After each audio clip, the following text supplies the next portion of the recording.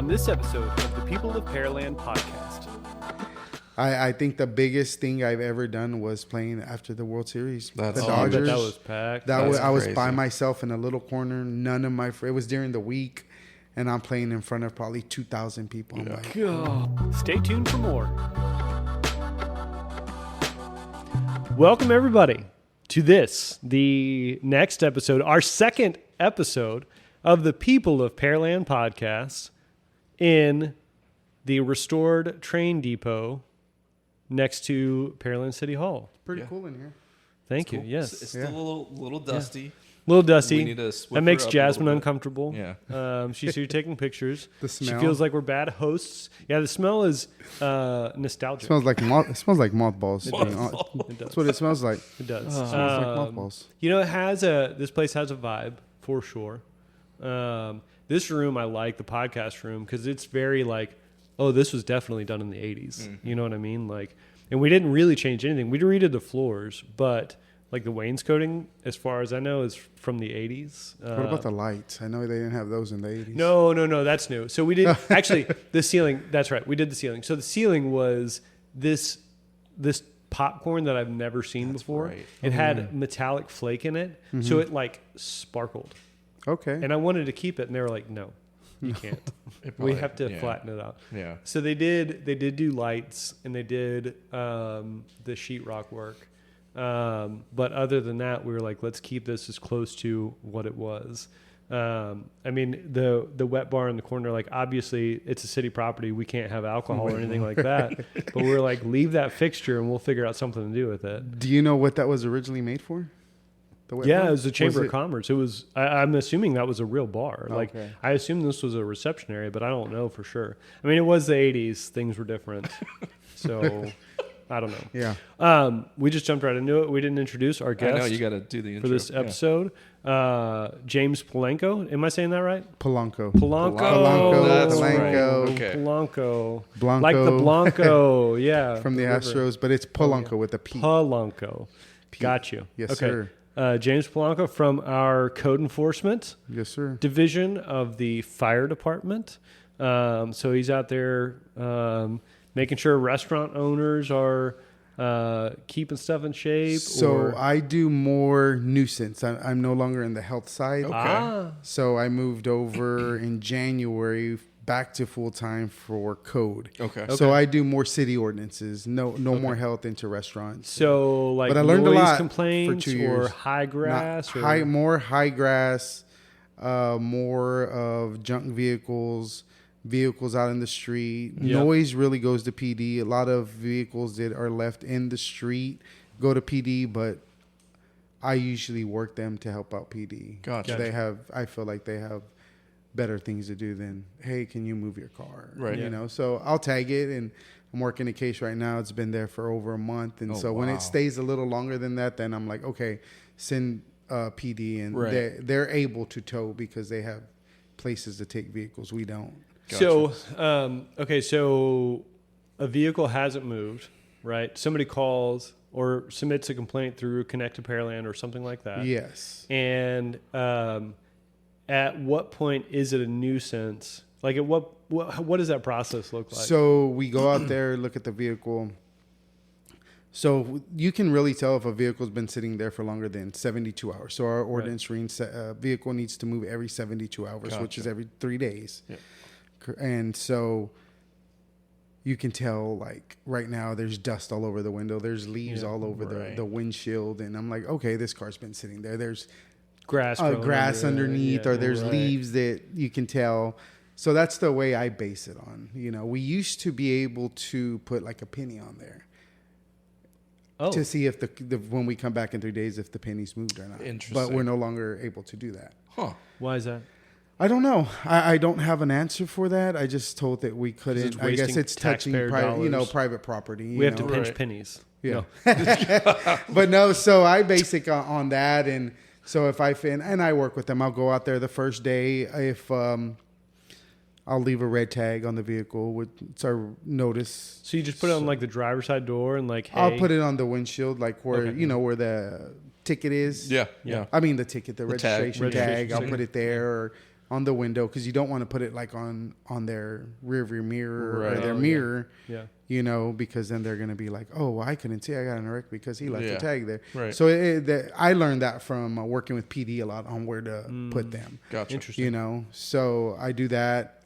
Go back. They still have the vehicle there. The tag's gone. They know the tag's gone.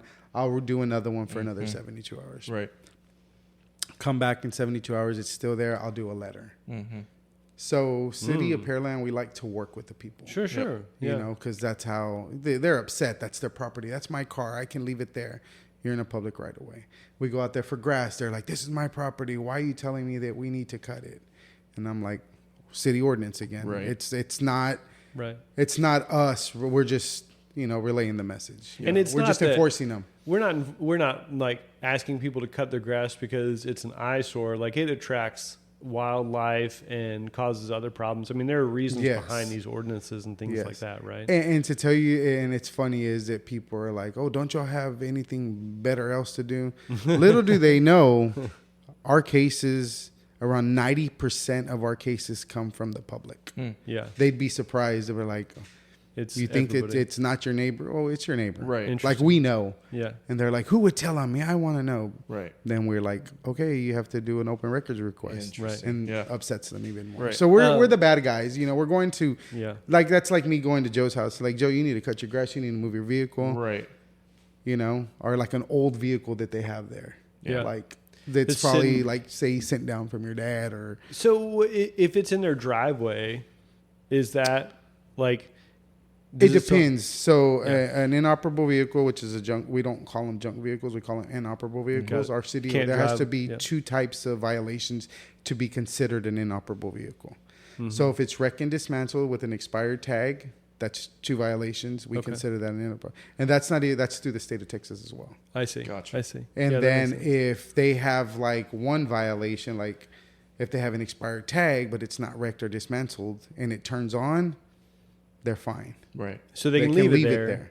in their driveway. in their driveway. Gotcha. Yes. And they don't have to move it every 72 hours. It's only if it's parked on a public Only in street. the public right of way. Okay, Yes. gotcha. And we get a lot of like, we don't enforce HOADs as well. People will Right. be like, he has a boat in his driveway. Right.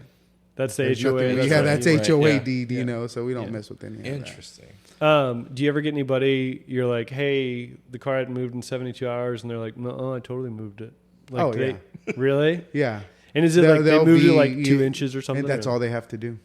For real? They just have to move it an inch I don't or think we 2. should tell Wow. people A that. lot of Really? people drive it around the block. Right, Yeah. right. It's that 72 hour thing. It's hard. Yeah. Sure. That's probably Sure. one of the hard ordinances we have, because how do we prove that? Right. Right. And I think the only way you can prove it is like the one I worked today. Yeah. You know, it's still in the same spot. You can tell that windshield is dirty. Yep. There's leaves all over it. So So trying to measure workload. How many cases are you doing a day, a week? Like, you know, what does that look like for you? like today, I have 32 cases. Wow. I'm- Okay. I'm sorry. That- what? that's- Like you have to, I have to go out and try to work the 32 cases. you have to put But- eyes on 32. 32 property. Well, let me take that back.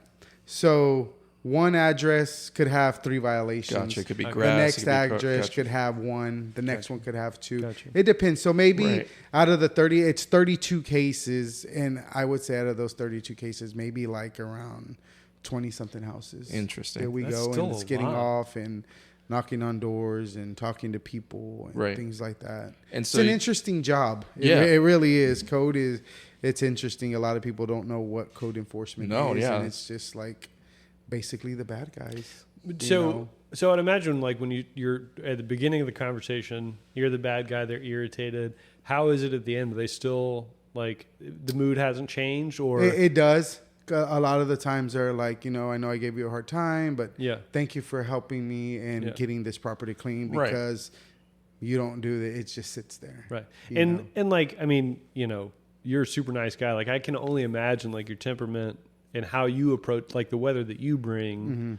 You know, shapes that situation. as well. Sometimes the people you have to keep calm, but there is people out there that are very ugly and rude. Yeah. You know, I have a lady. She's like, you made me cut my tree.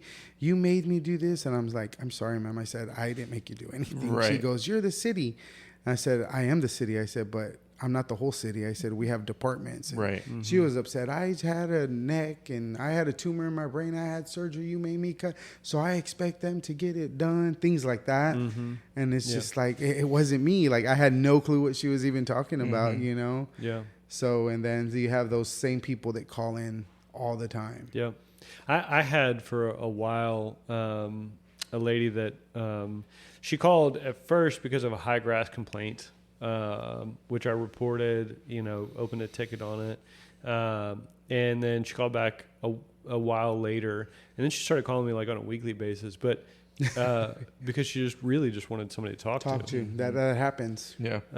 And I appreciate those things. And I take a lot of pride in, as far as like professionally speaking, from an organizational perspective, our ability to be able to do that, right? We're really, we can be listeners of the community for a lot of weird, different things. We operate in a support function that I feel like is unique to a lot. Most people don't get to do that. And I always tell people, like a new hire orientation, our brand, the city of Pearland, it carries weight, it carries authority. And whenever you walk out there with a logoed shirt or a badge or a branded vehicle, you're representing the organization and you're representing the brand. And every one of those touch points, every one of those interactions is either adding to or taking away from our authority, right? It's a fluid measure. It's every time you interact with somebody, you're either increasing the trust that they have in us or taking away from it. And hopefully it's more of the positive. And I think with people like you, being a good representative of the city, it's a positive experience for most people. And it's funny how you say about like uniforms and how we represent. So when I first started, we'll go way back. I started back here in 2010. Okay. So I'm on my 15th year with the city of Pearland. Nice. Wait, is your 15th anniversary coming up this year? I just completed 14 in July. So 2025 July, Okay. It'll be 15 years. So we'll see you at 10-year Thursday for your 15th. Yeah, that'll be awesome. It's going to be Yeah. awesome. Okay, continue. Sorry. Hey, no, you're good. So when I first started, I started in the water department, and y'all's office was my office when I first started. What? Crazy. That drive-through window, that's where people would drop off the bills and stuff. Cool. So Right. when I saw this get renovated, I was like, wow, it's a lot different. So I started in 2010 reading water meters. When I got into the interview, I was like, I had just moved I'm originally from Corpus, down south. Got married in 2009. Me too. 2009, yeah. And he said, me too. And, so not to you, obviously. Yeah. 2009. And so we lived in Houston for around 6 months, found a house out here in Pearland. I was in between jobs because I had just moved in Corpus. And I came here and I worked for Reliant doing the same thing I did in Corpus, but it was a lot different. Didn't like it. And then What would you do for Pearland? I read electric meters. Okay, yeah. gotcha. So when I applied for the water department, I didn't know what I was applying for, honestly. So when I go to the interview, they started talking, and it was reading water meters. I'm like, oh, I adjust myself, and I just went on. I ended up getting the job because I knew how to I read water meters in 99 and 2000 in Georgetown. Right on. So I knew exactly what to do with this and that. And so I stayed there for around 2 years, and said, I think it's time to move up. We had just started in vitro with my girls, and it was, I had just started. And so I came to work every single day for that first year and a half. And I accumulated 100 and something hours of sick time. God, so when me and my wife started to have, wanted to have a family, we had to do in vitro. So I'm glad I didn't miss a day that year. Yeah. Or more than a year. And so I kind of just used that time as intermittent, right? Is that the way you say it? Yeah. Okay. And so that helped me out. And so I made all my appointments with my girls. And That's awesome. I stayed there, and I was like, okay, I have a family. I need to make more money. Yeah. Applied for code, and I would talk to everybody, and they're like, oh, I know who to call. Yeah. Make a long story short, I got the interview, didn't get the job. I didn't get the job. I was like, it was for health though. I thought, but if you read the description, it's more code, but they train you in health once you get in code. Yeah. So I did that. Didn't get the job. I was like, dang it. Okay, we got to keep positive. They called me and I'm like, hey, thank you for the opportunity. Thank you for the interview. They're like, if anything comes up, I think you'd be a great fit. I said, I appreciate that. And 2 weeks later, they gave me a call back. A girl had resigned. She had just had a baby. She wasn't going to come back to work. And so since it was 2 weeks, they were able to pull from that same pool that they did those interviews. Wow. And I was able to get in. I'll never forget the day, the house that they called me and said, I want to offer you the job for code. I think you'd be great. I said, I'm in. Yeah. Man, it was the best Thanksgiving I ever had. That's awesome, man. Yeah. So then I started there in 2012. Yeah. Okay. Because the girls were babies still. Yeah. Wow. And I would bring them into the office because they're like, you have twins? I'm like, I do. I do have twins, and I'd bring them up there. And so from this city hall, I went to the annex, but which it doesn't look like that anymore. Right. Yeah. It was totally different. Yeah. And so I started working out of there. I'm getting to the uniform part. Okay. Because when we switched over there, when I started doing code, it was blue jeans, boots, T-shirt that said City of Pearland. Really? Yeah. So we'd go out on cases. Right. And, work cases. They wouldn't take us serious. Of course. Then we get... Were you in the fire department at the time, or was code? No, we were under community development. I was about to ask, okay. right? Yes. Yeah. So we were under a lady named Lata. Mm. I don't know how to say her last name. Oh, And so we were under community development. So when we got, who was our last city man? Clay Pearson. Mm-hmm. When we got him, he moved us to the city of Pearland. I mean, to the fire department. fire We're like, department, what? I don't want to go over there. Like, we have a meeting. It was me and my ex-boss, Marissa, at the time. Mm-hmm. And we get there and they're like, what do y'all want? What do y'all need? What do y'all do? Explain everything. And she's like, I'd really like uniforms. And he's like, okay, we can do that. We go like within a week, excuse me, we start getting fitted and stuff, and they come in and we're coming to work that next day and we're looking, I was like, man, we look funny. We look like security. We look like security cops, top flight security of the world. And we're just looking at each other. Yeah. And I was like, we look funny. And so, but how much compliance we got because of the Pearland. Right. It carries weight. It does. Yeah. And then when we got our trucks marked, people were like, why didn't know fire department does code? And I'm like, well, we're not firemen. I said, but we're part of the fire department. And they would ask, like, why? One reason why is we do dilapidated structures. Right. Which is which routes for fire. That way they know, and we would mark it, things like that. And then mobile units. They would come to our office, get inspected, and then go to the fire department because our fire marshals inspect them. So they thought putting it in one-stop shop. Yep.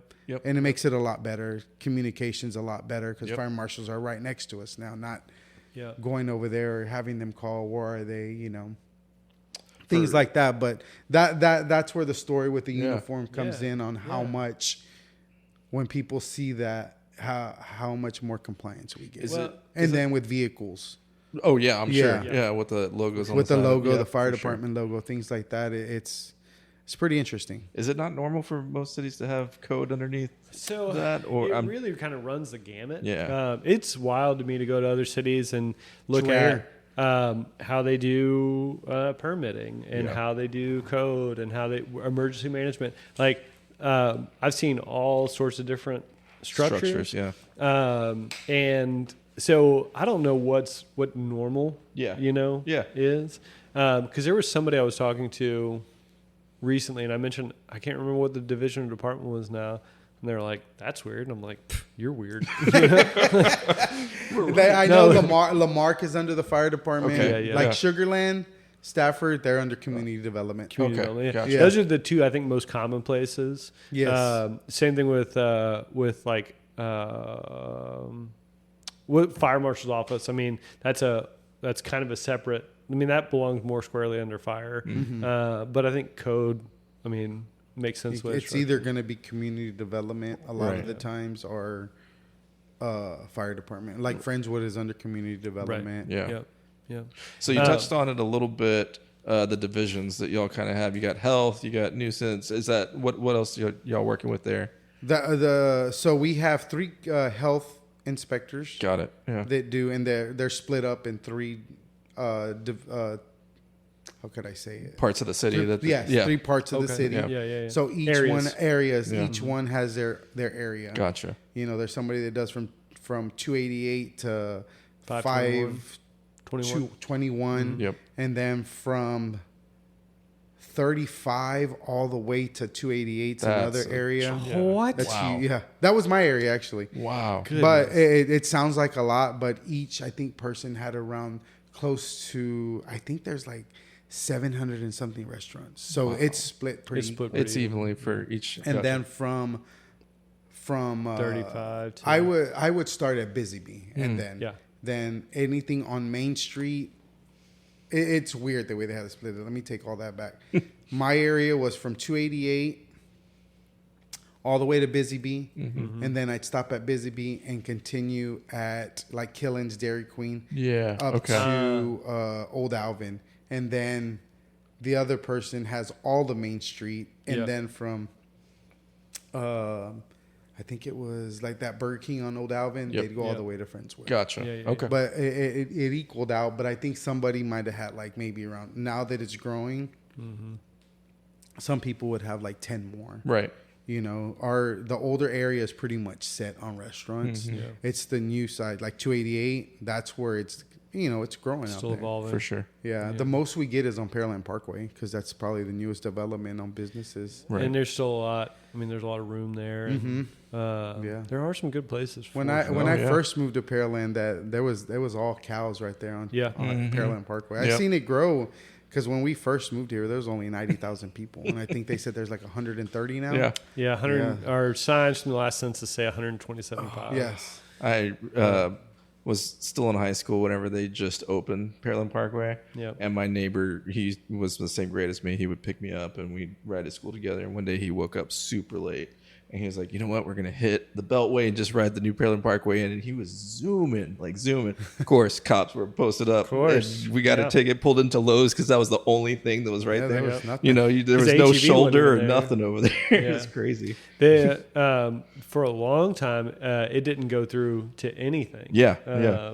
And they started with, so it was Euler went to that section of Pearland Parkway and it stopped at 518. And it didn't go to Dixie Farm and it didn't go past Lowe's. Yeah, you're right. It didn't.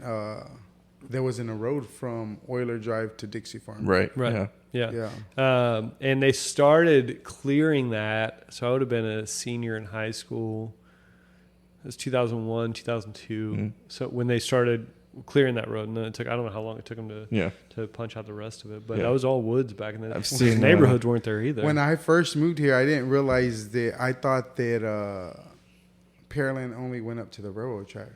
I only knew Broadway. So when I got hired here, they're like, I think Magnolia's open. I said, what's Magnolia? Yeah. I didn't even know, and I had been here probably for around, not even, I wasn't here a year. Yeah. And I remember them like calling in on we had the radio walkie-talkies there, like, is Magnolia open? They're like, they just opened it. So that had just open up. I didn't even know there was a back road. Yeah. But I learned the whole city of Pearland on a key map. People are like, what is that? I never looked.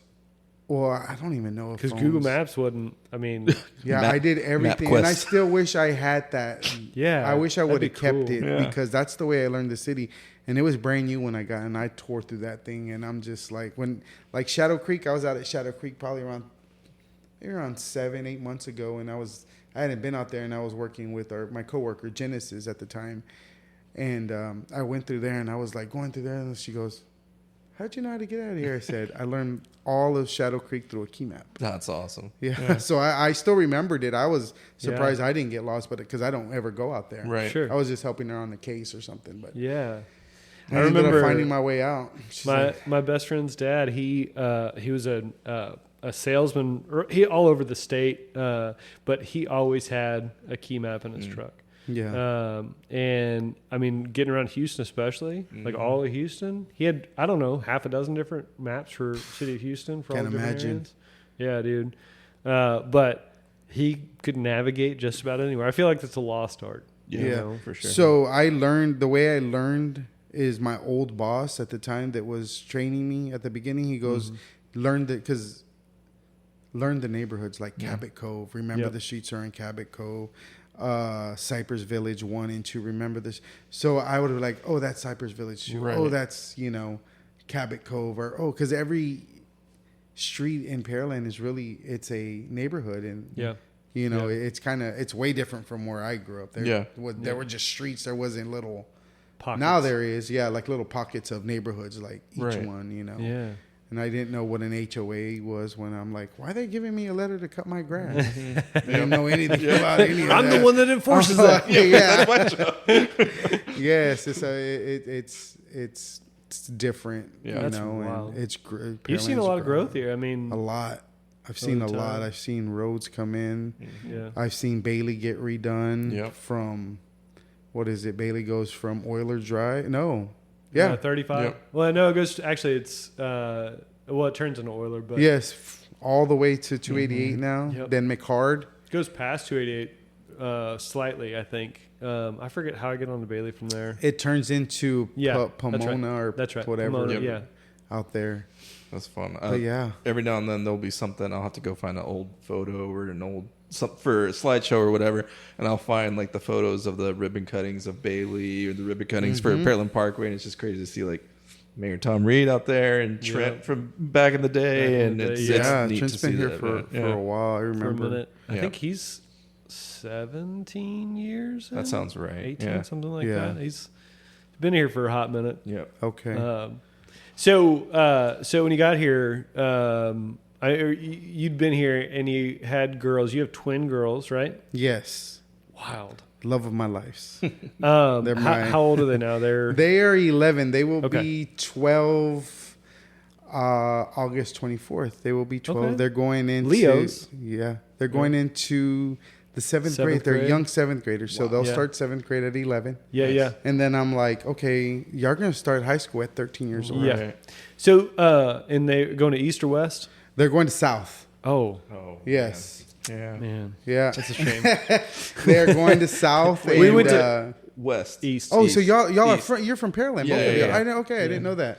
Yeah. Okay. Homegrown, man. So y'all seen this even grow more than what I have. Yeah, for sure. Yeah, there wasn't even a junior high South when we were kids. No. It was. It had just East and opened West. whenever I got into junior high. Yeah. Sorry, yeah, he's younger than I am. Yeah.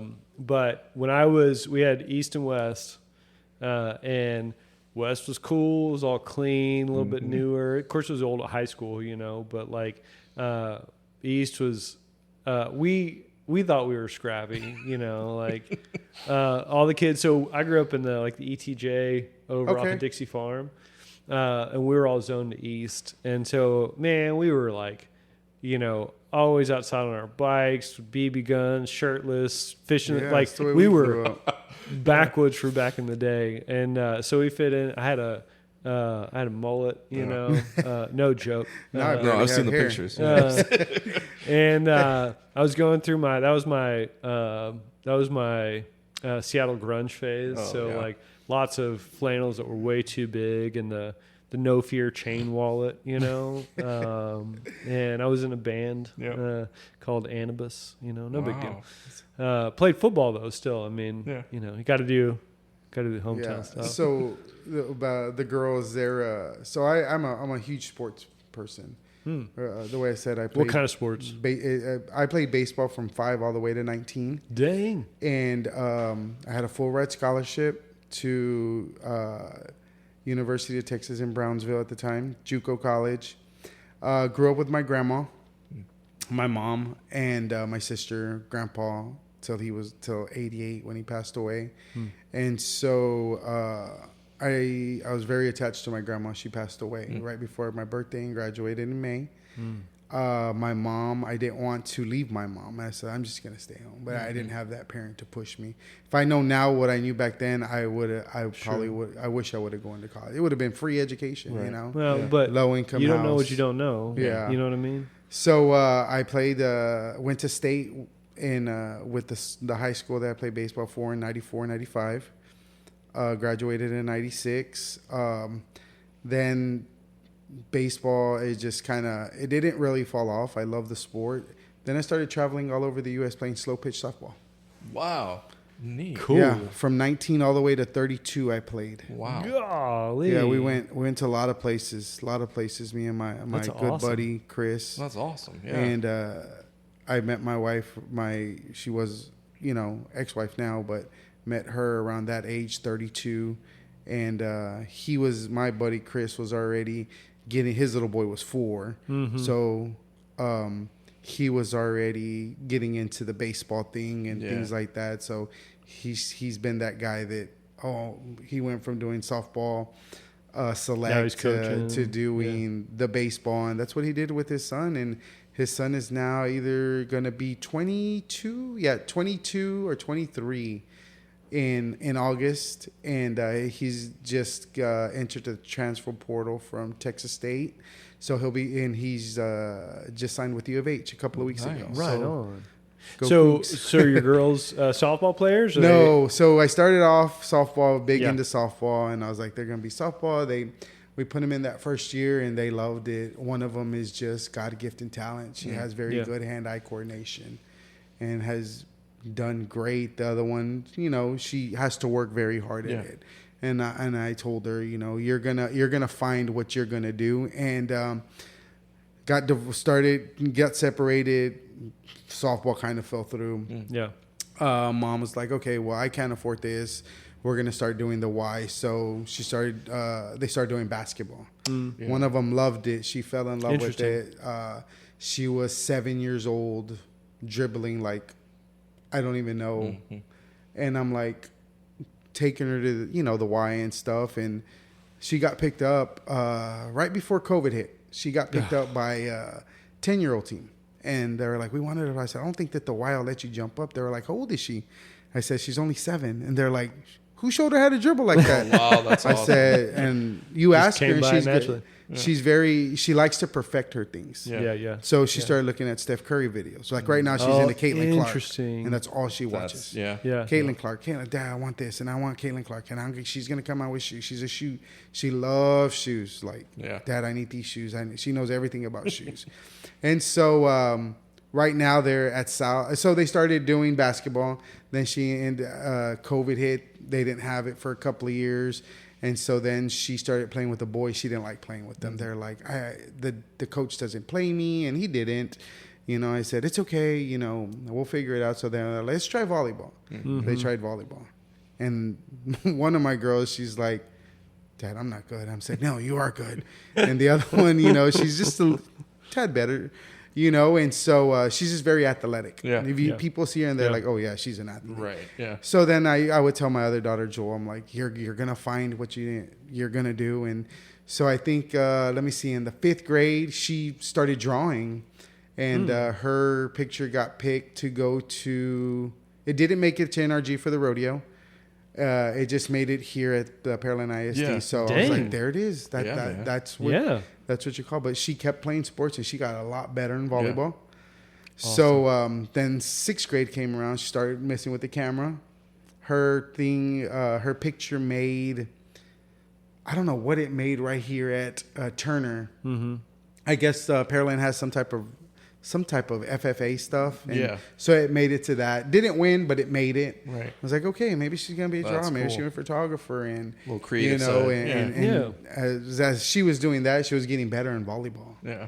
And so right now we have them going to open camp, open gym there. And she'll come. And do they have volleyball at the junior high? Or? Yeah. I'm telling you, my Rebecca's like, that's what she's been looking forward since last year. That's awesome. She goes, I'm going to play volleyball. I'm going to run track. I'm like, do whatever you want. I said, but make sure you're passing, because if you don't pass, you don't play. That's right. She's like, what do you mean? Kind of broke it down. That's how UIL works. Yeah. And so I pick them up, and I'm like, how'd y'all do? And Becca's like, they moved me to the 8th grade today to help, to serve. I'm like, oh, okay, good, Joel. Joel, how did you do? She's like, my shoulder hurts. I didn't do too good. She's a character. She's a character, and a lot of people are like, she's exactly like you. She's like, says something. I'm like, for real? She goes, I'm just kidding, Dad. And that's I do a lot of that. I'm like, I'm just kidding, But she, I love them both to death, and they're fun. they're a lot of fun having twins. You Yeah. know, their personalities are totally different. One wants to do the nails and the makeup. The other one's like, I want to go buy a sleeve for basketball or a sleeve for volleyball. Yeah. You know, totally different people. And it's good because they're going to have different friends, which they do. Right. They're two different people. Right. You know, but we have a lot of fun with them. They definitely keep me young, and you know, along with, you know, work and my DJ business and then sports, I stay busy. I'm constantly just like, okay, let me look at my calendar. What do we have today? What weekend do I have? Okay, I need to get a sitter because I have to go and DJ, and I'm getting home at 2, 3 in the morning. I wake up on a Sunday or a Saturday, depending if I DJ Friday, Saturday, and they're like, Dad, what are we going to do? And I'm like, have to figure it out because I only have a certain amount of time with them. Yeah. You know, and I've gotten better as time goes, but they also had to understand, like, I pay child support. I need to make that extra money somewhere, somehow, to live, to, you know, have, you know, do with them as well. Yep, for sure. You know, and they're like, what's child support? Yeah, You right. know, if you don't Yeah. explain it to them, they're not going to know. Yeah. You know? It's taken me, it took me entirely too long to realize that time is really finite. And surprisingly, like, this genuinely surprised me. Like, I don't have enough of it to do all the things that I want to do. And if I try to do all the things that I want to do, then I do all of them poorly because I'm not focusing enough of my attention and effort into the most important things. And so I'm very much let's do it. Like, you know, like, and the ADHD kicks in. I'm like, the thing in front of me is the coolest thing right now. And I'm self-diagnosed ADHD. I probably don't actually have it, but I get distracted very easily. And apologies to anybody who does have ADHD. I don't mean to offend. I think I do too. But Trust me, I'm all over the place. But I've had to be very intentional about saying, okay, this is the thing that's important. I'm going to focus my time and attention here, to the point where, you know, somebody will say, like, oh, let's do that, and I'll have to say, no. I'm not doing that. That's not no, I don't mean to be rude, but I'm going to do this thing over here. And because, right, there's only so much time, so many hours in the day. There's only so many things, and I should squeeze the most out of the life that I can, but it needs to matter. It needs to be impactful. And I think I learned that here this year because COVID hit. And it affected my DJ business, and can't do anything. That's Everything's shut. Yeah. Parties are done. Like, Right. And so I didn't spend, when I first got separated, divorced, I didn't spend a lot of time. I would talk to them every day. I would get them when I could, but it was hard for them to understand, like, I have to try to figure this out. And so I DJ'd a lot during that. Like, I would do the DJ live, and that became big on social media. And my ex-wife's like, no, I don't want them to be there while you're doing that. I'm like, I'm just DJing. You know, and so the way I said, you learn to pick and choose your battles. Yeah. You know, so this year in July, I get them every July, has probably been the best year since I've been separated, divorced with them. Nice. Like, I was like, okay, well, you take off time to go and do this, but you don't take off. So this year I made it a point, okay, I'm going to take the first 10 days off of July. Yeah. We had a blast. We went to the movies. We did all kinds of sorts of things. Yeah. And cool. We went to the park, and I would wake up. I'd make them their breakfast. And oh, man. so awesome. I think this, you know, we went to an Astros game yesterday, and we did a lot of movies. We did 3 movies the month of July. You know, and that's what they wanted to do. And awesome. So I made it work. I made it work along with DJing as well, but still spent that. I think that was very important to them. And I realized that first week of July, 4th week, it was important. And I think it went well. You know, we did a parade on July 4th. We went to my friend's sister's house to do swimming all day, drove back, went to fireworks, you know. Right. So I think that meant a lot to them this year, and I think it was a good July with them this year. I try to think about that from like the things that seem small or simple in the time that have a profound impact on your child's experience, right, and the memory and the things that are attached with that. And some of the time, I try to be present in all of those so that if there's an off chance that it does make a core memory, it's hopefully a good one. And the thing that reminded me of this, my youngest son, out of the blue a while back, he was like, "Yeah, you remember that time you got rid of my favorite shed?" And I was like, "What are you talking about?" Great. And we had this at our last house, which is we haven't lived there in 3 years.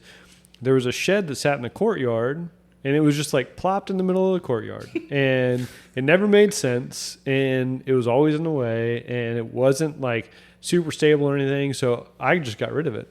He never said a word until like a couple months ago, and he was like, "I really like that shed, and you just got rid of it." I'm like, "What? Why is that the thing that stuck thing?" with you? Yeah, for like sure. there was so much more. How old is he? He's 10 now. He just turned 10 July 16th. Oh, so he's around the gross age. Yeah.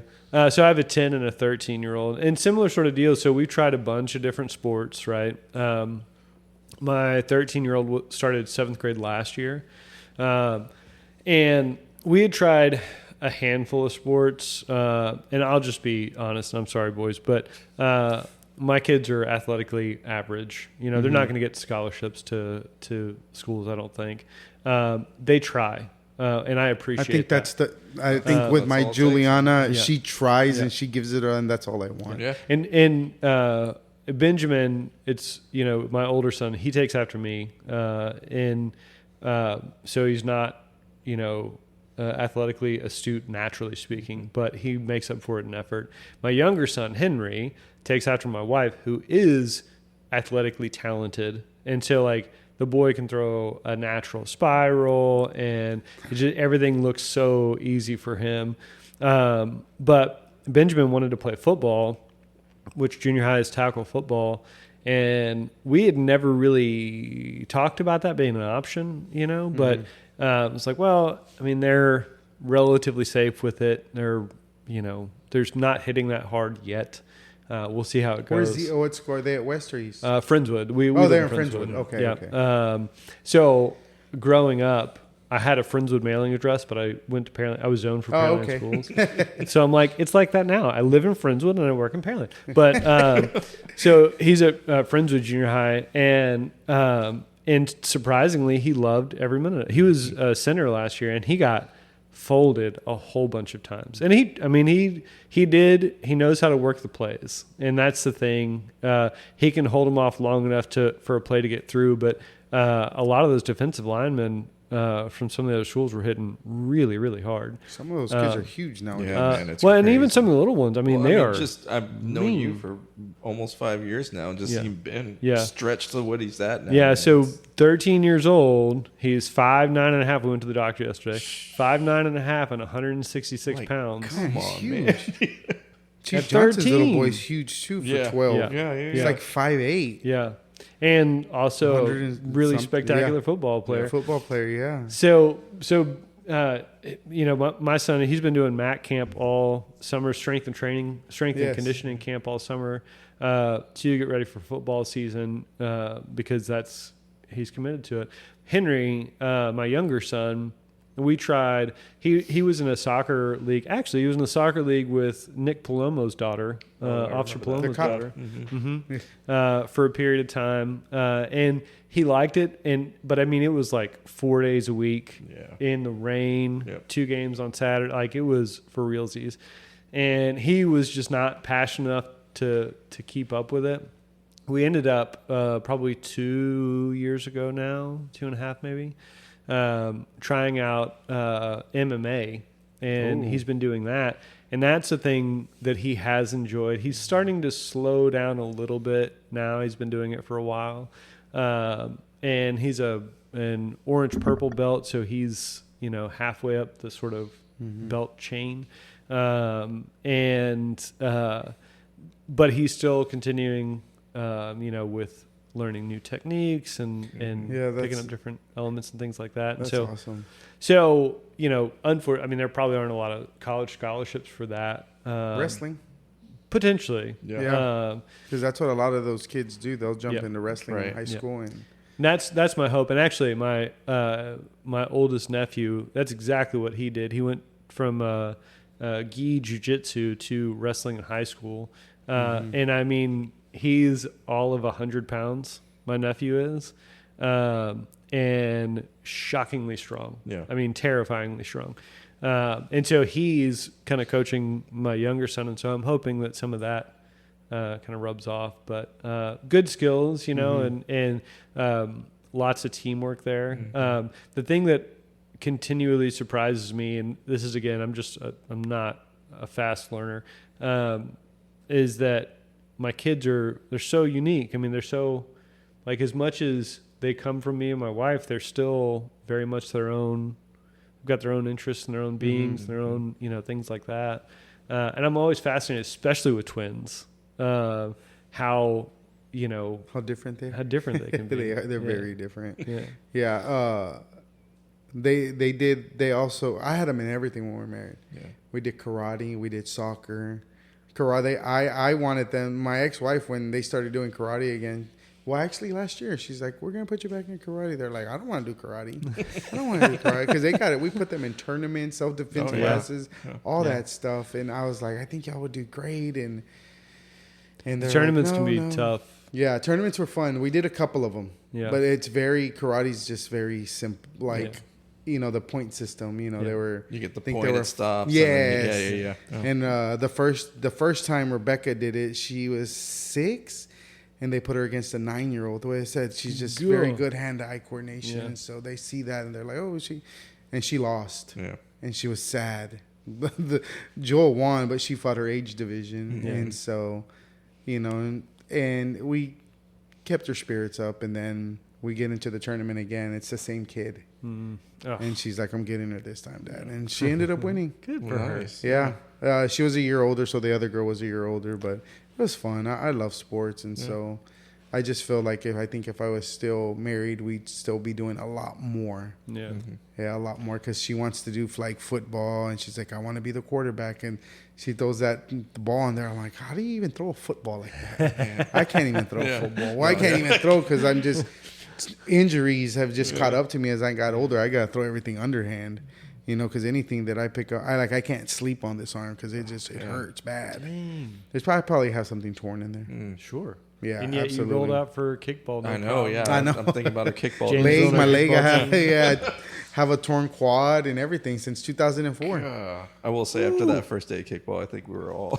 Man, I wish we would have just finished it, because when we came back, I was just like, I don't know. That was brutal. It was good times. My reflection that first day, golly, I was struggling after that. So to fill everybody in who's listening, we had a City of Pearland kickball tournament. So you built your team out, and thankfully our team was like a mix. Like we had, code. I was thankful for the people we had. Raquel Outreach. Raquel was FD Outreach. Who else? Just steamrolled people Stephanie on home plate. from Code. Yeah, and then we also had Trent Epperson, our city manager. It was a fun team. Who pulled that off with Trent? I asked him. Oh, you had asked him? Okay, yeah. He was good. Yeah, he was like, I'm still He was available. really very athletic. Communication, brother. Yeah. Or maybe it was Kathleen that I think she started the email. Yeah. And I kind of jumped on because I tried to build a team there at the fire department, and Genesis was playing with someone. That's right. Yeah.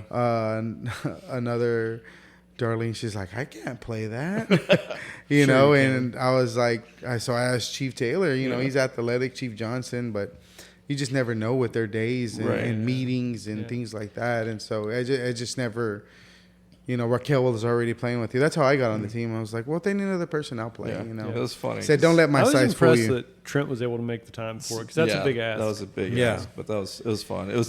I was like, this will be a nice little thing, everyone get together, and then it just like turned into, like everyone got real competitive. Yeah, I was arguing with the umpire the whole time. I'm like, dude, that guy was a trip. Yeah, I thought you were gonna get ejected. If you're listening, do not bring that guy back. I'm just kidding.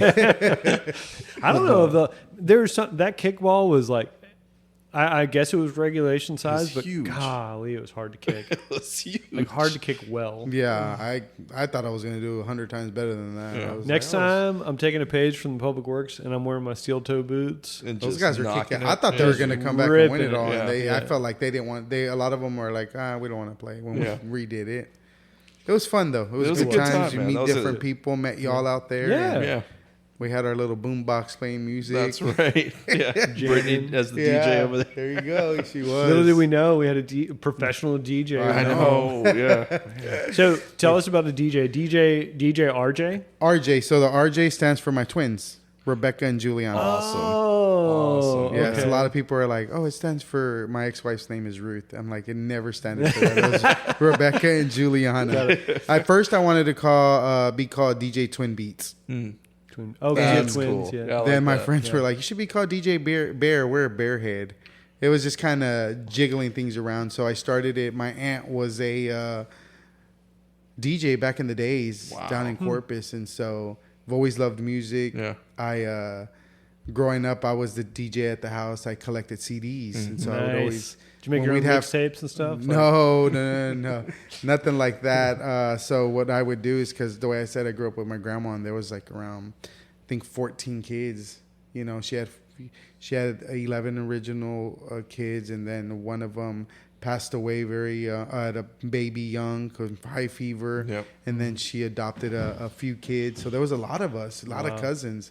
So that's where all the parties were all the time. Right. So my room was the closest to the backyard. So we opened up a window, I turned, and I'd be playing CDs all day long. Like, That's awesome. See, I was And thinking you should be D James, D. D. James. like Yeah. D James, like the Oh, James, the Oh, that's pretty DJ good. D. yeah. And so my aunt Yeah, was moving on. so my aunt was a DJ back in the days, and you know she got older, and we used to go to Corpus a lot, and she's like, I have my DJ stuff there if you ever want it, this and that. And I was like, I don't got time for that, you know. We had just had the girls, and I would go, you want to take it? No. One day I was like, you know what, I'm going to take it. And I told my wife at the time, and she was like, you don't got time for that. Yeah. I said, I'm going to take it anyways. And they were big old 215 Yamaha speakers. They weighed Yeah. 110 pounds each. God. And it was old stuff. Yeah. So I threw it in the truck and got lights, got the amp, and I was like, okay. Took it, unloaded it that day at the house, and it sat in the garage probably for a couple of months. Yeah. And one day says, I'm going to go mess with that DJ stuff. And she's like, it's raining and it's lightning. Are you being serious? I'm like, yeah, I'm going to go mess with it. Started messing with it. I had no clue what I was doing. Yeah. I was just plugging in stuff. And it's all analog back then. It was Yeah. all old. Yeah. It was old. And so I'm like, okay, how am I going to do this? And Yeah. I'm just Yeah. looking, started YouTubing. I'm like, this isn't helping because it's very old stuff. Yeah. Man, I plugged in that thing. I said, I'm going to press play. I pressed play. That thing was like, whoa. She goes, oh my God, I thought you blew up. I'm like, no. I said, I don't know how to control it. And so, and the reason I started messing with it is because my birthday was in May and I wanted to have a party. Oh, Yeah. Nice. And so, So you DJ'd your own party? I DJ'd my own party. And I was upset because the way I said it was old and I couldn't get it to work that night. Right. I had a friend there and he's kind of like one of those handymans. Lightweight. Yeah, the handyman. And so he goes, I think so he started, redoing the wiring, plugged in, and it worked. And I was like, oh, heck yeah. All my friends are, you're going to be a DJ? I'm like, nah, I said, this is just for fun. Yeah. And I was playing everything off of an iPad. Yeah. And my buddy was there. Wife's friends were there at the time. And they're like, are you going to be a DJ? I was like, no. I said, I wanted to try it out. She said I could have it and this and that. They're like, man, if you still have it, and this was, yeah, they were like, if you still have it in January, come DJ my party. I'm like, okay. So I'm there, right, and messing with it. And then Christmas comes. It was December because my birthday was in May, and I would mess with it here and there. And I'd go home for lunch, eat real quick and go mess with it in the garage because I left it set up. Yeah. And I did that, and then in December for Christmas she got me Beat headphones by Dre. Yeah. I was Oh, yeah, like, yeah. oh, heck yeah. Then she got me a mixing table Man. that Nice. came with, it was used for an iPad. Right. Yeah. I was like, oh, this is cool. So I started like that. It was December. And then in January, her friend was having a party. And she goes, hey, you want a DJ? I'm like, yeah. She goes, how much? And I was like, I'll do it for free. Went out there, took those big old speakers to a house party. Yeah. Golly. Y'all need a cops come.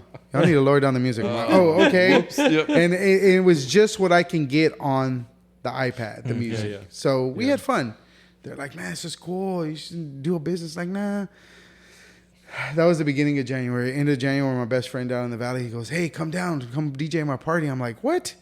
So I'm like, okay, there I go, loading up stuff. And he's actually the one, and I was DJing, and sure enough, cops come. They're like, we hear that 5 blocks down. You need to turn it down. I'm like, okay. Turned it down. We had a great time. People were dancing. I'm like, oh, I'm feeling this, Yeah. you know. And it was just my little mixing board and doing it. And then my buddy's like, hey, you should turn this into a business. Yeah. So then I come home. My wife didn't go at the time, and because she stayed home with the kids. And I drove back. I said, they're saying I should turn this into a business. No, I don't think it's a good idea. I'm like, come on. She's like, well, we really don't have the means for it. And she's like, I'm like, okay. And then a week went by, less than a week. Yeah, it was a couple of days because his birthday was a weekend before. It was a couple of days. And she comes home and she goes, guess what? And I'm like, what? She goes, I got a bonus today. I did something good. They gave me a bonus. I'm like, what? I said, we can turn it into business. Right. And she's like, is that what you want to do? And I'm like, yes, let's invest it. Yeah. And she's like, but we can't, if you turn this into a business, we have to do something good with it. Right. Mm-hmm. She goes, we can't just make money and go and spend it. Yeah. Yeah. Like, we could either start saving it for the girls' college Yeah. or take a couple of trips, Yeah. but not just get it and start blowing it. I'm Reinvest. like, okay. So there I go to Guitar Center. I bought two 15-inch speakers with horns. Yep. I bought a new mixer, a controller, and then I bought a new laptop. Yeah. And so we're there, and we're just like looking at each other. She's, what are we gonna do? I'm like, I don't know. And so she goes, okay, well, first we got to figure out the software to use that's compatible to your new Mark controller. I'm like, okay.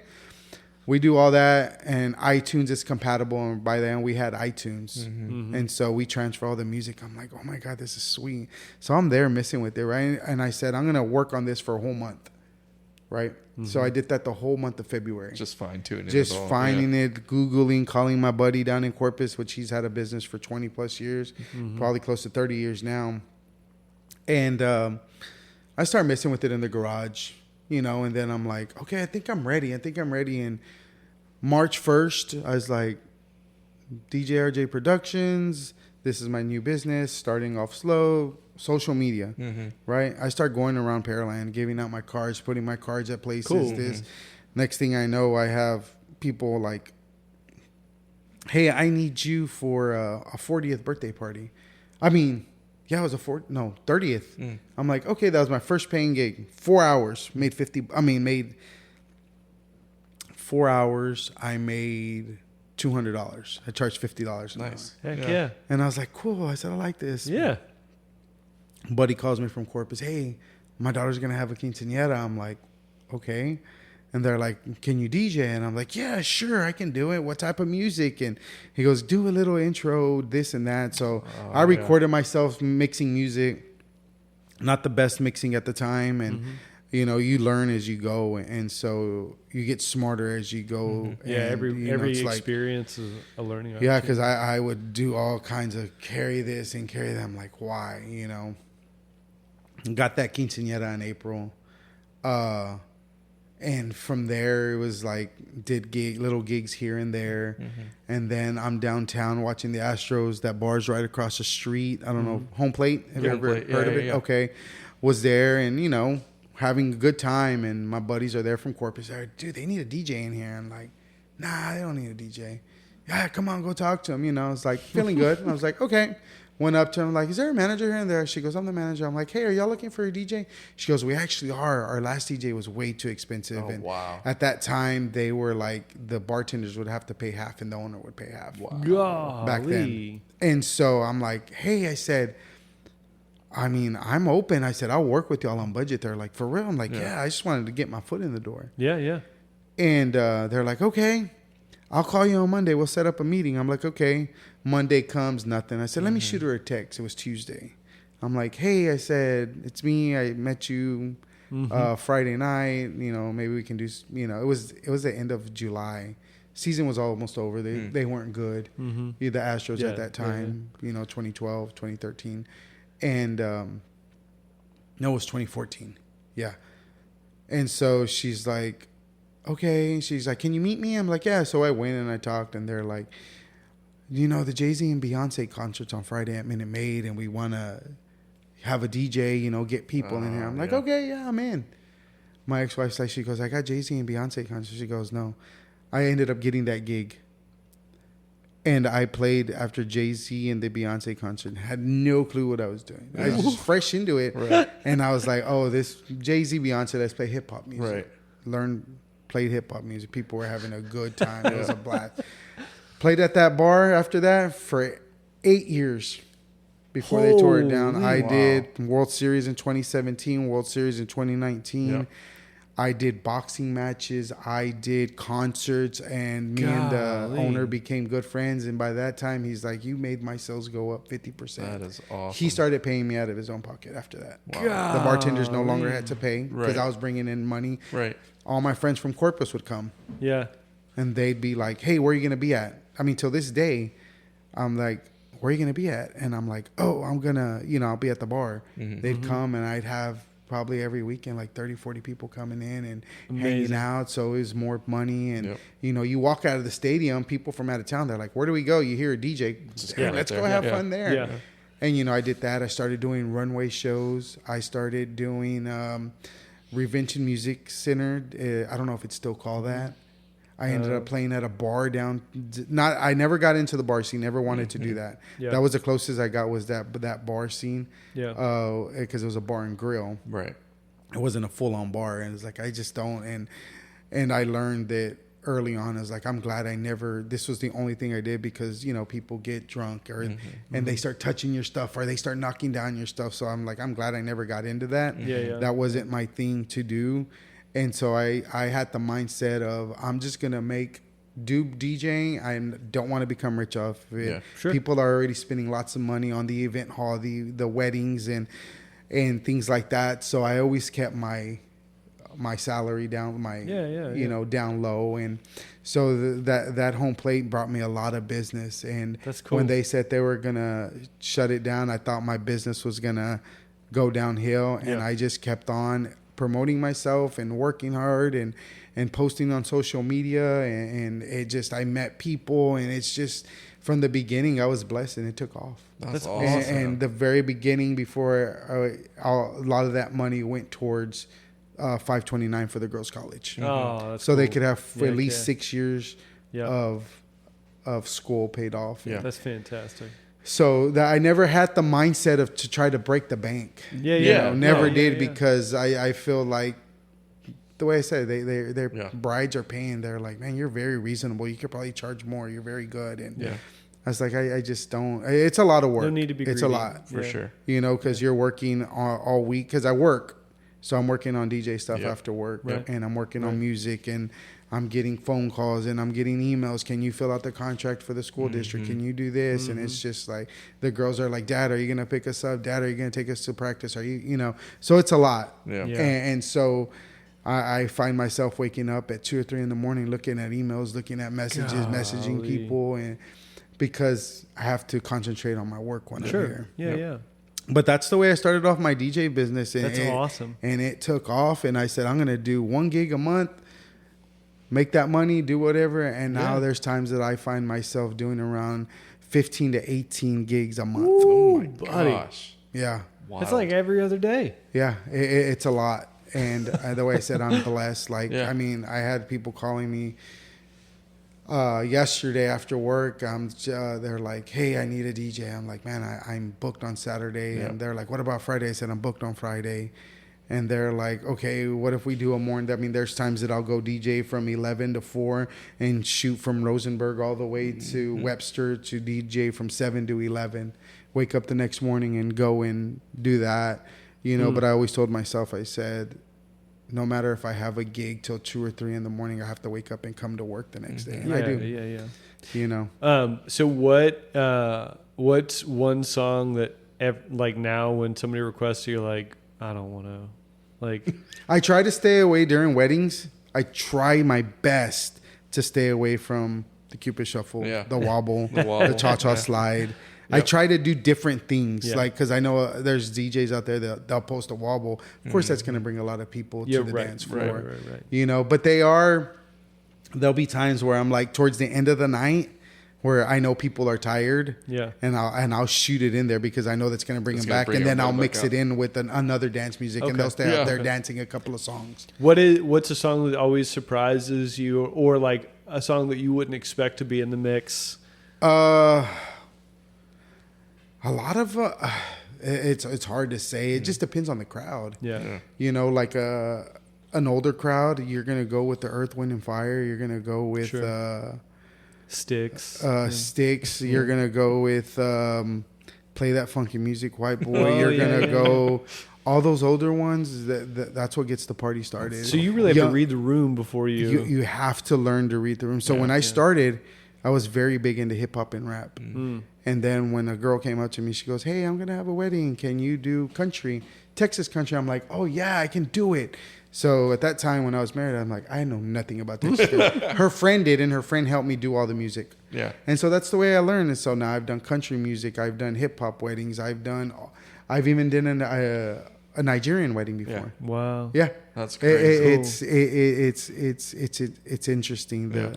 The DJ world, the DJ business, the music people are like, "How do you not know that song?" I said, "Do you know how many songs are out there? Yeah. There's millions of songs." You haven't heard this song? I'm like, man, I try my best to stay, especially when I'm doing the high school parties and all that. You have to stay on top of that. And that's a thing, is you have to stay on top of the music and what's going and what's happening. That's a full-time underground job music and you know, things like that. But I would say, like, a lot of, I think any song, the way I said, you have to read the crowd, is gonna be it's gonna take off. Yeah, I don't think that. The bad thing, really quick, is whenever somebody comes and asks for a request and it has nothing to do with like the genre, I'm like, man, you're gonna kill it. You're gonna kill it. Yes, right. I say you're gonna kill it. I know you are, and I'm that DJ that I like to play music because I want them to be happy. Yeah. Because at the end of the night, that I want them. I mean, you're always gonna have that one person. You're a terrible DJ, and you'd be surprised probably out of all the DJ gigs I've ever done, and not to make my head big, it's been a lot. I've probably gotten it maybe 2 or 3 times where they're like, "You're a terrible DJ." I'm like, "Wow," because I didn't play their song, or that's really what it is. What it comes down to. I've had girls come up to me and, you know, and they're cute and things like that. They're like, "If you don't play our song, we're gonna leave." I'm like, "Bye." There's thousands of people here, you know. Yeah, there's a lot. There's a lot, and I think the biggest thing I've ever done was playing after the World Series. The Dodgers. That was packed. I was by myself in a little corner. None of my friends. It was during the week, and I'm playing in front of probably 2,000 people. I'm like, oh my God, what am I? That's intense. And the best music I used to play down there was Houston music. They love it. Yeah, That was a big fan go-getter. of Houston locals. And I met so many rappers. I when they clinched it in 2017 to go to the World Series, I was jumping up with Paul Wall in a corner. I was like, "Yeah, we're going. We won the pennant." Josh was like, "Yeah." I met him. He's cool. Yeah, I met him that year. I met Bun B that year. I've met Trey the Truth. Like I've met Kurt Cobain. I've met Waka Flocka. I've met a lot of people in the DJ That's business, crazy. and it was just something I wanted to do, and I love it. The way I said, I'm not in it for the money. Yeah. Because if you look at it like that, that's when, man, $3,000. I mean, I have friends that charge $3,000 for, and it depends on the setup. I have a pretty good setup. When people are like, "Is this all you have?" I'm like, "No." I said I have probably around 415s, 412s, 210s, 2 18-inch subs. I have a whole light truss. So you could do like a whole. Yeah, I can do. That's awesome. I've done festivals before. Yeah. So crazy. I love it. We're gonna have to get him to do We like should do it and bring him out for something. Yeah. food truck feast. Yeah. I'm doing a food truck festival out in Rosenberg Okay. in September. But we should have him at the. We should tap him into the or something. Yeah. People the always future, ask her like, "Why don't you DJ for?" I'm like, I don't know. I don't think a lot of people don't know. Man, No, we should yeah. Figure that Alright. out. I know. I'd be You willing know. to that. Yeah, tap into our own That's resources. crazy. Yeah, I love it. very It's cool. fun. Yeah. It's entertaining, and you meet a lot of people. Yeah. Well, and it's made like most hobbies, you know. I mean, obviously more than a hobby, but like the things that people spend their time on outside of work, other than with family and things like that, usually cost money. Yeah, You know? and I'm I do all kinds. People would be surprised. I make shirts. I make hats. I do. You screen print your own stuff or what? Not screen print. I have like the Cricut, the vinyl. Okay. Yeah. Yeah, I just bought one for myself. Usually, what I usually do is have like if Joe had a Cricut and I'm like, hey, I need 50 of these logos Vinyls, or yeah. 50 of this. I try different things all the time. Yeah. My biggest seller during COVID was doormats. There were doormats, and Nice. so it would say whatever you wanted on there. It was Yeah. custom made. If you wanted it to say "Welcome Home," and the O was an Astros logo, and I found a lady that was doing them, and she would charge me a certain. Well, then I would turn around and charge. Wait, so do you have like your own Etsy shop or something, or No, how, no, how you no. I tried I did a RJ Apparel. Oh yeah. Oh, okay. I have a Facebook for that, but Nice. I got burnt out. Yeah. I did doing the DJ, doing that, and Merchandising that's hard. And I would, yes, it is. And I would drive to past Baytown. I forget the name of the little town out there. Our Rance lives there. Mount Bellevue? Mount Bellevue. Yeah. That's where I found my friend, my coworker Darlene is actually. It's like, James, have you seen this thing on Facebook? Mark, I was like, what is it? And that's when it was the Astros, and then it was a lady was making doormats. Oh, that's cool. And so I got involved with her, and next thing I know, I'm delivering, and I'm not even exaggerating, probably around 200 doormats to Corpus on a Friday when I was off. I'd wake up early, load up the truck, go deliver them in Corpus, or have people meet me and then drive all the way back. Wow. And I was What? yeah. God, I was hustling, and I would even when I was married, I'd drive around town and I'd pick up. It sounds funny. I would pick up like if people would throw away like a coffee Right, table yeah. or Yeah, furniture or anything. If I knew that it was gonna sell, I would pick it up, store it in my garage, and every 6 months I'd have a garage sale. Yeah. Yeah. They're like, James will sell anything. I said I would. Yeah. And then that's really cool though. Yeah. yeah, I do. I've been like that since I was a kid. I used to love having garage sales with my grandma. Yeah, yeah. You know, I was actually talking to I don't want to spoil her gig, but somebody that works here that she does she loves Dollar General penny shopping. So supposedly you find these groups and like Dollar General at certain times they'll mark stuff down to a penny just to unload inventory. Oh wow! And so she'll go snatch all this stuff up and she'll do garage sales Resell it. once every 6 months and makes a pretty penny off. You're of making it. a 99-cent No profit pun. right off the bat. Right. Like, yeah, I mean, and making like decent money doing it. And I'm like, that never even, like, I come up with dumb stuff. I'm like, I'm going to make a planter out of a piece of metal. And then nobody wants to buy it ever. You know, like, Yeah, I would. Sometimes I drive. My friend would be like, "You're driving clear across town just to make $5." I'm like, "Yeah." You're spending more. I'm like, I don't care. I said, but Right. my Making brand's it out. getting out there. Right. And Right. she's like, oh, okay. yeah, I get so you. a friend of mine and I, we've been playing around with this fabrication business and like just on the side. It's just for fun. We're really more like just creating content because we think we're entertaining. And, you know, if we're entertained by it, then somebody else will be too. But my like stretch goal, so the company's called, the brand's called Good Enough Welding, because we do welding and fabrication, and not great, but like it's good enough. you Yeah. know? It just needs to be great. right. It's Or good enough. That's it's all the, you need. It's the quality you can afford. Yeah. There You know what I mean? Yeah. And so I fabricated a block printing press for Joe out of angle iron and flat steel. and the things they retail for a couple $100, Yeah. $400 or $500. And I'm a fraction of that in terms of materials. And what I want is like someday, I'll have like, it'll have a tag on it, my block printing press, and it'll say like good enough welding, like we'll have just a metal tag that has the logo, and people will be like, oh, that's a good enough. Yeah. Like, you know what I mean? Like an Yeah. artisan approach to, and it'll probably, that's a way far out there, like pie in the sky of, money was no object idea. But I mean, it keeps me out of trouble. Yeah. You know what I mean? It gives me something productive to do. Yeah, I'm always thinking of ideas to make money. I just had a real estate investor that I'm friends with. I DJ for him a lot, and he's like, "Hey, could you do this?" And I'm like, "Yeah." He goes, "Could you give me a good deal?" I'm like, "Yeah." And I was like, "You know what we need to do?" And he's like, "What?" I said, "We need to open an event center here in Pearland."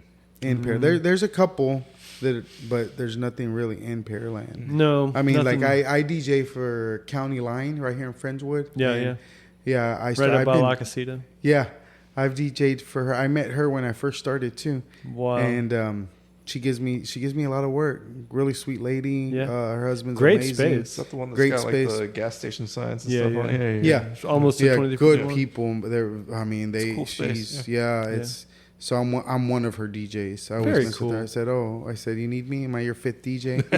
You got to keep that sense of humor. And she, sure. Yeah. and I always tell people, I said, I have so many ideas. Like I do. And I wish. And I was telling him, he goes, you know what?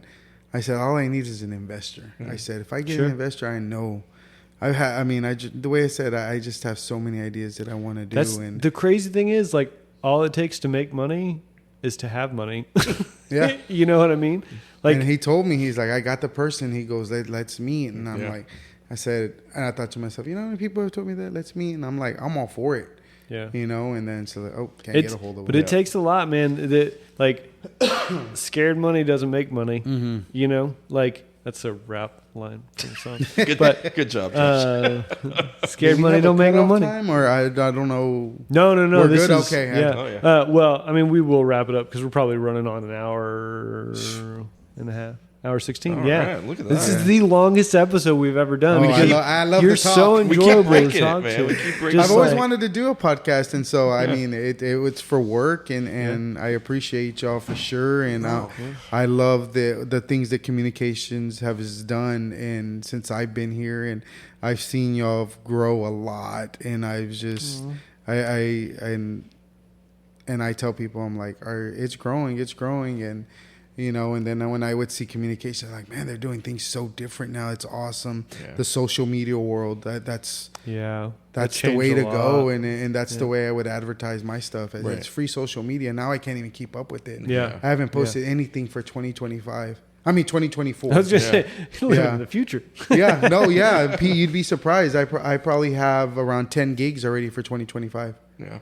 Yeah. Dang. And where was I going with this? But social media, I think y'all It's- done an amazing job for the city of appreciate Pearland, and y'all are involved. Y'all take pictures, and everything that I've seen y'all grow, it's awesome. I think, not to bash anybody, but I think the younger crowd knows a lot about social media, and I think you have the right people, Josh, doing what they're doing. They're doing a great job as well as you. No, I mean, having the right people in the right places, it makes all the difference in the world. And we are really fortunate. When we look at other cities, we typically have more people in the communications department than other cities do. And we don't take that for granted at all. We also, it's always one of those things where we're painting the truck moving down the road, there's always more demand than we can keep up with. And the appetite for communications is continually increasing. So we're always just chasing that and trying to put our energy in the right places at the right times.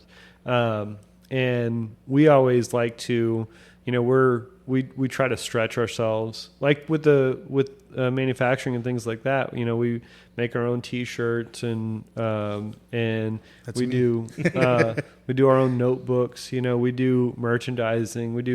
we tell everybody like the communication medium that we use is less important to us as the action or reaction. Right. You know what I mean? Like we want people to hear or see or experience our communication and then do whatever the desired outcome is, whether it's, have an opinion or a feeling about the budget, or get out and vote because there's a bond election, or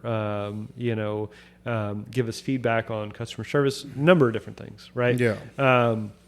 And we're always chasing that. Communication is from the beginning of time to the end of time. It will be a perpetual evolution. People will always need to communicate, and they'll always need to improve and evolve and enhance how we communicate. Yeah. And so we're always just chasing that. Yeah. That's awesome. But we appreciate you, for being on the kickball team. Absolutely. I had a blast. For keeping the community safe, keeping the grass at a good height, being, the enforcer, but the nice enforcer, an enforcer with a smile. Yeah, right. And I think city of Pearland, it's a beautiful city to live in. Yes. It's a lot of people are like, man, it's nice here, it's clean here. It's just, it is. And I think it's just all the departments working really hard, not just code, I'd agree but with that. communications, public works, and things like that. I think that our fire department, our police department, keeping crime to the minimal as they can, and I think it's a great town to live in. I love it here. And when I got divorced, they're like, "Are you moving home?" I'm like, "No." I said, "I love Houston area. I love Pearland." I said, "And my girls are there." I said, "I'm definitely not moving away from them." Because I didn't grow up with a dad. It was just my mom, my sister, my grandma, and then I had my grandpa till 88, and then I said I have to be that dad figure. Even though I'm divorced, I still have to be there and show up, and I'm not gonna do whatever my biological dad did. That's not me. And so that's why I do so much. People are like, "You do a lot for them." I'm like, "Those are my kids. Like, you don't understand. I didn't have that." So the girls, they're my rock. They're my best friends. They really are. So they're fighters. They're fighters for sure, because we almost lost them very young, very in probably 2-3 months into the pregnancy, and one of them had to grow fast enough. She was hemorrhaging and bleeding. And says two things are going to happen. She's going to grow fast enough to put pressure on that, or when you come in next time, you're going to bleed. And so one of them grew fast enough. She stopped the bleeding. Oh my God! So they've been fighters forever. They were premature. That's and a story. It's a good story, and that's how I learned to become a cook. She was on bed rest 6 months out of the 9, and so I always said they're fighters. They've always been fighters, since they were born, and they came out at 5 pounds and 4 pounds. They were tiny. You see prematures. She went 36 weeks. Until she finally couldn't take it anymore. She's like, "I can't do this no more. There's so much, she couldn't even breathe." And the doctor's like, when she's like, "I'm not going to do it for stones." And they're like, "No, there's something going on." And she's like, "When I get back at 6, you're going to have these babies by 6:30. I need to go to College Station. You're going to be safe here in the hospital." So we were there, and they're like, "I guess we're having the babies today." And went home, did what I needed to do, and remember, I had said I had all that time. By the time the girls were born, I had 2 weeks left, and I used those last 2 weeks to be with them. We left one in the NICU. She came back, and both girls were born in the same minute at 6:33. Wow. 30 seconds apart. Wild. I was like, man, this doctor didn't mess around. The doctor that we had was a high risk. She came out on TLC. She comes out on TLC. Wow. For multiple babies. That's really cool. Triplets and quads and all that. I just had to throw that in.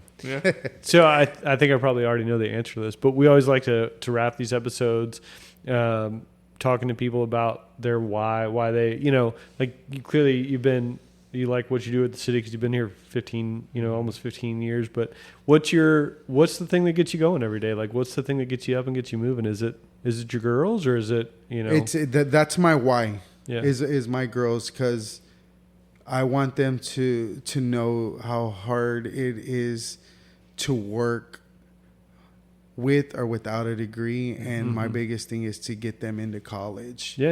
And so they're my why, and I never knew what that meant until I was DJing, and it was like an event, and I heard a girl talk up there, And she's like, my why is my kids. I'm like, interesting. I don't know what that meant. And then she explained it.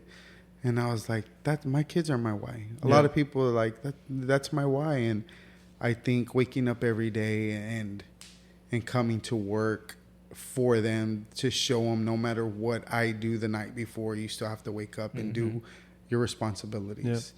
Yeah. And they're my biggest why. Yeah. The way I said, they're my best friends, and those are my babies. Good, you know, and I live for them. I do. You know, there's been thousands of times that I wanted to give up, that I hit rock bottom. Sure.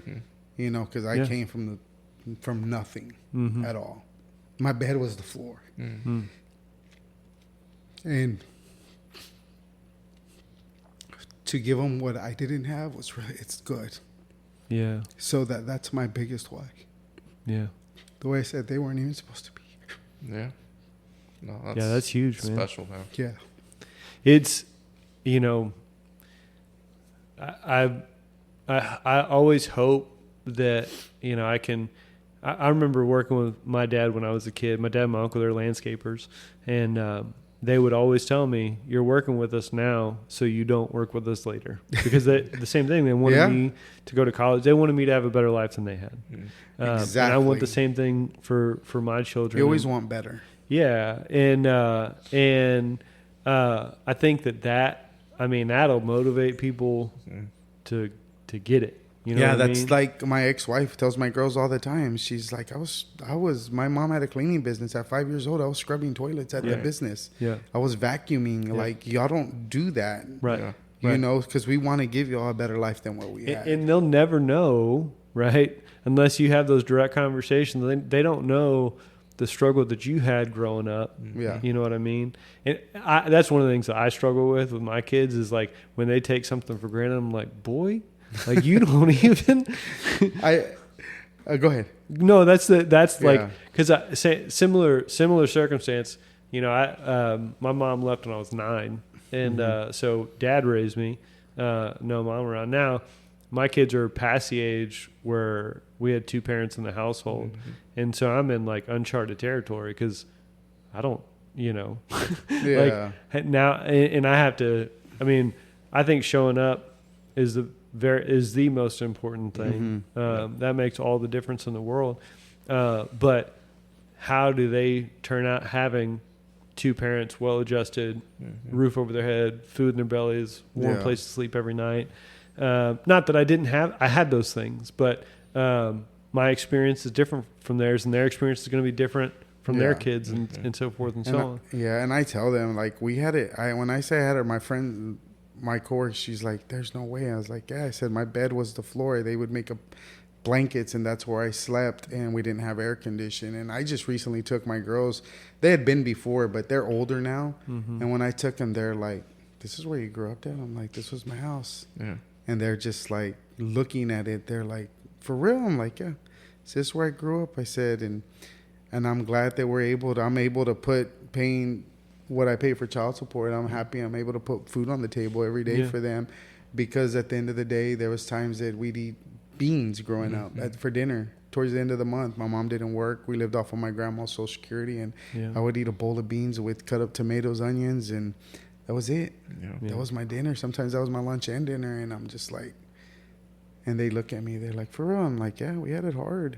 Yeah. I had it hard growing up, and so, I mean, even 20s, 30s, 40s, I've always struggled, and I feel like sometimes I'm ahead, and then something happens. I'm like, why does this keep happening? Yeah. But the way I said, the girls is my why, and that's why I keep going. Keeps it going. Yeah. Man. Sorry I got emotional towards the end. But no. It's tough. Yeah. It's that's true. real life. Yeah. You know, I mean, and I'm glad the friend that my best friend Chris, whew, it's like my brother. Yeah. It's good to have one of those. Yeah, absolutely. Him and his wife have done a lot. A lot of my friends have done a lot for me. A lot. And I get emotional. I really do, because some people, they don't know who I am or where I come from, or until I start talking about it, they'll be like, what the heck? You know? I mean, there'd be times I'd be like knocking on my best friend's door, and he lived in Austin. I'm like, I'm hungry. His mom was like, come in, I'll cook for you. Mm-hmm. You know, she's like my second mom because Yeah. my mom didn't live in Corpus anymore. Wow. You know, but you That's live and amazing. you learn, and the way you said, Josh, it's we give our kids what we didn't have, and I'm glad I'm able to do that. Whether I struggle or not, Right. we make it happen. And it's a blessing. It's easy in the moment to forget when things, especially when things get stressful, or like I'm raising 2 boys, and like they're boys. Sometimes they're just like, I'm the same way. They're just like, don't think about something, and they do it. I'm like, what? Why did you? These kids worry me nowadays. I'm telling you, say, "Oh, worry me." No, like I kid you not, right? So I go out of town for the weekend. My wife's in DC. I go to visit her, have a babysitter watching the kids because I can't just leave them home by themselves. And I get home from a couple-day trip, and Benjamin, my oldest, way too confident for his age. Like the boy thinks he knows. He's 13, trying to prove himself. I'm walking through the door, suitcase in hand still, and he goes, "Dad, I have a feeling you're not going to be too excited about this, but I took my computer apart." Oh my god! And I was like, I don't even know what to. I don't know what to say to that. At least let me get in the door, man. Did he put it back together? No, No. he's planning on selling the parts. Oh my god. Didn't consult with anybody on this. Just took it so apart. computer. And I was like, okay, you know what? Hey, this is one of those like low barrier to entry decisions you get to make. This will be a great learning lesson for you. Hope you have a plan. Yeah. Go with God. Yeah. Like, golly, man. That's But great. at the same time, like I catch myself, I'm better about it now. There's definitely a period of time where I wasn't good at it. But like now I'm like, check it, right? Mm-hmm. And just plant your feet and be in the moment, because it's only there for that period of time. And he's only going to be this way now. Someday it's going to change. Yeah. And it's never going to be like that again. And I don't know, what moments I'm going to be there for and what moments I'm not. You know what I mean? And I hope that I hope that the things that I've imparted on them ring in the back of their ears, when they're about to make a choice, and I hope to make good choices. But all I can do is try to show up, bring my whole self to those situations, and be genuine and candid with them, and Absolutely. everything. And I think that's in not just with my kids, but in every situation, with my friendships and all of my relationships, to be that kind of person, to be the kind of person that positively impacts people along the way. You know what I mean? But, If we do that, I think that's the ticket, man. Yeah. That's It's the key. Yeah. right. Yeah. I want to leave some type of an impact like that on not only my girls, but like the community here in Pearland. Sure. Because I've met so many people. I've met, and they're all great. And the way I said, just the people I've met here, just because of the DJ business and work, they're amazing. And Yeah. I want to be like, oh yeah, I remember James, and Yeah. that's the kind of what I want to leave behind. Cool. Love that. We dig it. Sweet. Appreciate y'all. Any Hey, parting no. words of wisdom? No, I just appreciate you, Oh. James. You bring a human experience to this job that I just think is great, man. That's all. Oh, you got a sticker. Speaking of, so I have a gift for you. Okay. It's a sticker that we made here in house, because this is what we do. So I was I was in this leadership class, and we were talking about the tendency to, especially when bad things happen, our natural reaction is to react, right? We get Yes. hit with something, we react to whatever it is. And so we should take the time to take a breath, pause, take a little speed bump, whatever, and think and respond rather than react right? So we made these response overreaction, not response overreaction, right? We don't want people to overreact, Yes. right? So a little bit, but this sticker says, for those that can't see because it was a podcast, the sticker says response overreaction. So a response is better than a reaction. Yeah. Yes. So a little sticker just to remind us that we should respond Love it. rather than Well, I react. appreciate that. Yeah. So you can wear this with pride, put it wherever you want. Or not, but. Sounds good. I will Awesome. put So it to thank good you. use. Thank you Yeah. for coming No, on the thank show y'all. today. Thank y'all for having me on the show. Yeah. It's a good Appreciate episode. it. And to everybody out there in Radio Land, Podcast Land, Internet, Spotify, There I you don't go. know, wherever Yeah. you are, we will see you next time. Thanks. Bye.